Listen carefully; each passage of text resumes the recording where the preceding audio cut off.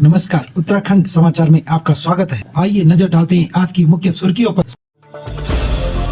सभी कॉलेजों में खोले जाएं एनसीसी केंद्र। विद्यालयी शिक्षा मंत्री डॉक्टर धन सिंह रावत ने उत्तराखंड के 7200 राजकीय विद्यालयों में अध्ययनरत छात्र छात्राओं के लिए एनसीसी कैडेट के पद आवंटित करने के निर्देश दिए हैं। उन्होंने राजकीय विद्यालयों और महाविद्यालयों में अनिवार्य रूप से एनसीसी केंद्र खोलने और एनसीसी अधिकारियों को प्रत्येक 3 माह में शिक्षा विभाग के अधिकारियों के साथ बैठक करने के निर्देश दिए हैं। इस संबंध में सोमवार को समग्र शिक्षा सभागार कक्ष में विद्यालय शिक्षा मंत्री डॉक्टर धन सिंह रावत की अध्यक्षता में विद्यालय शिक्षा, उच्च शिक्षा एवं एनसीसी के अधिकारियों के साथ बैठक आयोजित की गई। बैठक में मेजर जनरल अतुल रावत ने एनसीसी के संबंध में विस्तारपूर्वक जानकारी दी। सहकारी बैंकों में 735 पदों पर होगी भर्ती। सहकारिता विभाग की सोमवार को विधानसभा में हुई समीक्षा बैठक में सहकारिता मंत्री डॉक्टर धन सिंह रावत ने सहकारी बैंकों में 735 खाली पदों पर भर्ती के लिए निर्देश दिए हैं। स्पष्ट किया है कि सभी खाली पदों पर institute of banking personal selection IBPS के माध्यम से भर्ती की जाएगी। साथ ही राज्य की हर ग्राम सभा में एक सहकारी समिति का गठन किया जाएगा। 500 आयुर्वेदिक डॉक्टरों का पंजीकरण निरस्त हो। सरकार ने भारतीय चिकित्सा परिषद उत्तराखंड में आयुर्वेदिक डॉक्टर के रूप में पंजीकृत आयुर्वेदिक डिप्लोमाधारियों का पंजीकरण रद्द करने के आदेश कर दिए हैं। सरकार के इस फैसले से राज्य में डॉक्टर के रूप में पंजीकृत करीब 500 डिप्लोमाधारियों का रजिस्ट्रेशन रद्द हो जाएगा और वे मरीजों का इलाज नहीं कर सकेंगे। भारतीय चिकित्सा परिषद उत्तराखंड ने पिछले कुछ सालों में ऐसे आयुर्वेदिक के डिप्लोमाधारियों को डॉक्टर के रूप में पंजीकृत कर दिया था, जिन्होंने यूपी सहित देश के विभिन्न राज्यों के बिना मान्यता प्राप्त कॉलेजों से कोर्स किया है।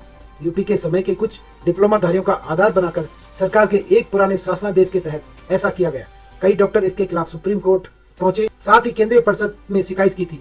इस पर केंद्रीय परिषद ने आयुष सचिवालय को पत्र लिखकर 2019 के शासनादेश को रद्द करने के निर्देश दिए। अब भारतीय चिकित्सा परिषद पंजीकरण रद्द करने की आदेश जारी करेगी। परिषद रजिस्ट्रार नर्मदा गुसाई ने बताया, जल्द ही डॉक्टरों के पंजीकरण रद्द कर इलाज पर रोक लग जाएगी। स्कूल फीस बढ़ाने पर अभिभावकों का प्रदर्शन। प्रेमनगर स्थित दून प्रेसिडेंसी स्कूल में जुड़ा है मामला। 12% फीस बढ़ाने का हो रहा विरोध। राजधानी के दून प्रेसिडेंसी स्कूल में 12% तक फीस बढ़ाने को लेकर सोमवार को अभिभावकों ने प्रदर्शन किया। उन्होंने स्कूल परिसर में धरना दिया और फीस वृद्धि वापस लेने की मांग उठाई।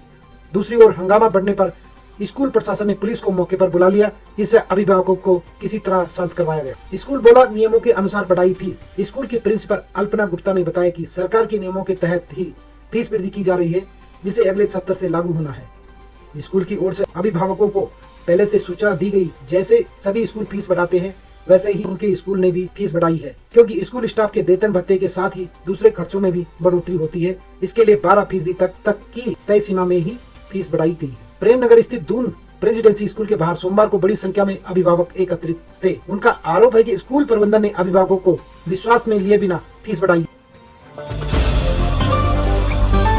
किराएदारों का सत्यापन न कराने पर 359 का चालान। देहरादून में किराएदारों का सत्यापन नहीं कराने वाले 359 मकान मालिकों पर कार्रवाई की गई। सोमवार को पुलिस ने ऐसे लोगों का पुलिस एक्ट में चालान करते हुए 10-10 हजार रुपए के जुर्माने की रसीद थमाई। इस तरह जुर्माने की कुल राशि 35.90 लाख रुपए बनी। एसएसपी अजय सिंह के निर्देश पर शहर से लेकर देहात के सभी थानों में सत्यापन अभियान चलाया गया। इस दौरान 2585 लोगों का सत्यापन किया गया, पर किराएदार और घरेलू नौकरों का सत्यापन न कराने वाले 359 मकान मालिकों पर 35.90 लाख का जुर्माना लगाया गया। विभिन्न थाना क्षेत्रों में घूम रहे 76 संदिग्धों को थाने लाकर पूछताछ की गई। साथ ही सत्यापन की प्रक्रिया भी की गई, जिसमें 40 लोग पहचान पत्र नहीं दिखा पाए। इनके पुलिस एक्ट में चालान किए गए। एसएसपी ने बताया, यह अभियान आगे भी जारी रहेगा। दफ्तर के चक्कर कटाए तो होगी कार्रवाई। जिलाधिकारी सविन बंसल ने सोमवार को जन सुनवाई में 107 शिकायतें सुनी। कलेक्ट्रेट में आयोजित जन सुनवाई में भूमि कब्जा, अतिक्रमण, बिजली, पानी, सड़क निर्माण से जुड़ी रही जिलाधिकारियों ने संबंधित विभाग के अफसरों से कहा कि लोगों को दफ्तर के अनावश्यक चक्कर कटाए तो कार्रवाई की जाए। डीलर बोले, लाभांश नहीं तो राशन भी नहीं बांटेंगे। भाड़ा नहीं मिलने से भी नाराज हैं सभी राशन विक्रेता। उत्तराखंड में सरकारी राशन डीलरों ने 1 नवंबर से one nation one ration card के तहत वितरित होने वाला राशन गोदामों से नहीं उठाने का ऐलान किया है। डीलर योजना का लाभांश और भाड़ा नहीं मिलने से नाराज हैं। POS मशीनें लगाने का भी विरोध। राशन डीलरों ने राशन वितरण में POS मशीन लगाने का भी विरोध किया है। जिलाध्यक्ष दिनेश चौहान ने बताया कि उत्तराखंड में विक्रेताओं सभी दुकानों में POS मशीनें लगाने की तैयारी की जा रही है। अभी तक अनाज एटीएम पर ही यह व्यवस्था थी। पीओएस मशीन से अनाज वितरण की प्रणाली बायोमेट्रिक तरीके से होती है। अभी तक राशन डीलर लैपटॉप में ग्राहकों का डाटा रखते थे। उन्होंने कहा, जब तक सभी राशन डीलरों को गोदाम से राशन तोलकर नहीं दिया जाता, तब तक पीओएस मशीन लगने नहीं दी जाएगी। उन्होंने कहा कि गोदाम से तोलकर राशन नहीं मिलने से कई बार डीलरों को कम राशन मिलता है। पीओएस मशीन लगने से उन्हें अपनी जेब से भरपाई करनी पड़ेगी। आरक्षण निर्धारण की प्रक्रिया अगले हफ्ते शुरू हो जाएगी। उत्तराखंड में सरकार निकाय चुनाव कराने को लेकर तैयारियों को अंतिम रूप देने में जुटी है। अगले एक सप्ताह में निकायों में अध्यक्ष एवं वार्ड सदस्यों के पदों पर आरक्षण निर्धारण की प्रक्रिया शुरू हो जाएगी। इसमें करीब 15 से 20 दिन का समय लगेगा। इसके बाद आपत्तियां मांगी जाएंगी और सुनवाई के लिए एक सप्ताह का समय दिया जाएगा। आपत्तियों का निस्तारण होने के बाद 10 से 15 नवंबर के बीच निकाय चुनाव की अधिसूचना जारी कर दी जाएगी। सरकार को 25 दिसंबर तक चुनाव कराने हैं। निकायों में ओबीसी के आरक्षण को लेकर एकल सदस्यीय समर्पित आयोग के अध्यक्ष सेवानिवृत्त न्यायाधीश बीएम वर्मा अपनी अनुरूपक रिपोर्ट मुख्यमंत्री पुष्कर सिंह धामी को सौंप चुके हैं। अब सरकार का पूरा फोकस आरक्षण नियमावली पर। इसकी प्रक्रिया अगले एक सप्ताह में शुरू होने जा रही है। प्रदेश में 105 निकायों में से 103 बद्रीनाथ, केदारनाथ और गंगोत्री को छोड़कर चुनाव होने। सचिव शहरी विकास नितेश झा ने बताया कि 20 अक्टूबर तक आरक्षण निर्धारण की प्रक्रिया शुरू कर दी जाएगी। आपत्तियों का निस्तारण करने के बाद सूचना राज्य निर्वाचन आयोग को भेज दी जाएगी। बाहरी लोगों को जमीन बेचने का विरोध किया।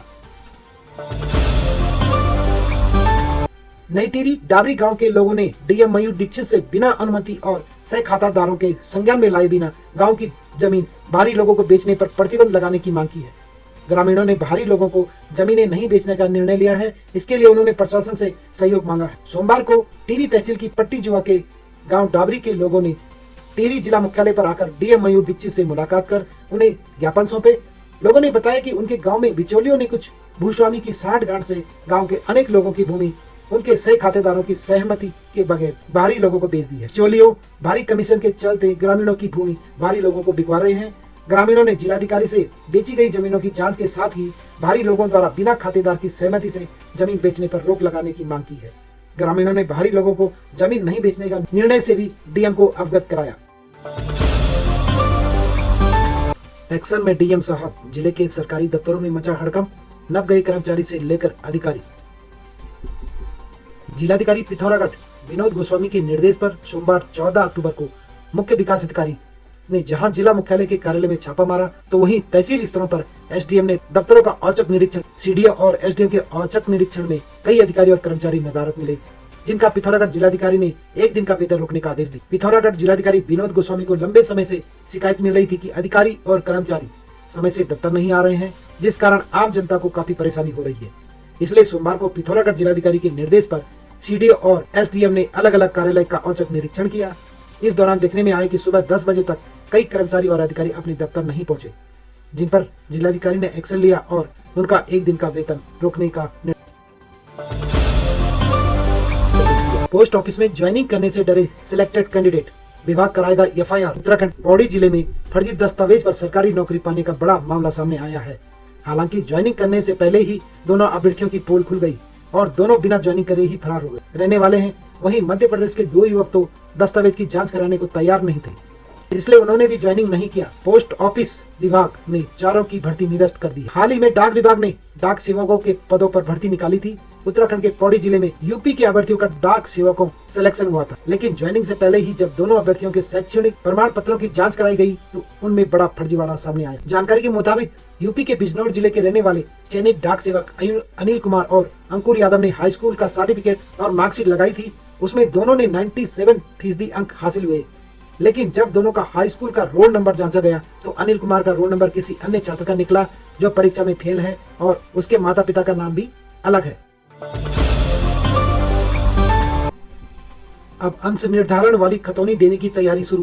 प्रदेश का राजस्व विभाग कर रहा है कार्य। राजस्व विभाग आने वाले समय में अंश निर्धारण वाली खतौनी देने की तैयारी कर रहा है। इसमें खतौनी में खाताधारक का नाम के साथ उसके भूमि के अंश का विवरण भी दर्ज होगा।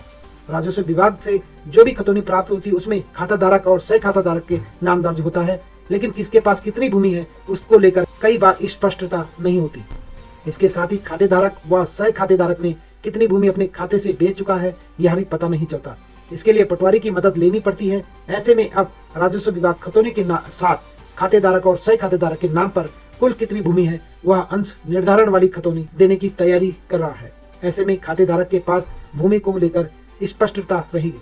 साथ ही अगर कोई व्यक्ति भूमि खरीद रहा है तो उसे भी यहाँ पता होगा कि बेचने वाले के पास कुल कितनी भूमि है, वहाँ खतौनी देकर समझ सकेगा। ऐसे में कई विवादों से भी बचा जा सकेगा। तो ये थी आज की कुछ मुख्य अपडेट। इसी प्रकार की वीडियो के लिए आप बने रहे हमारे YouTube चैनल।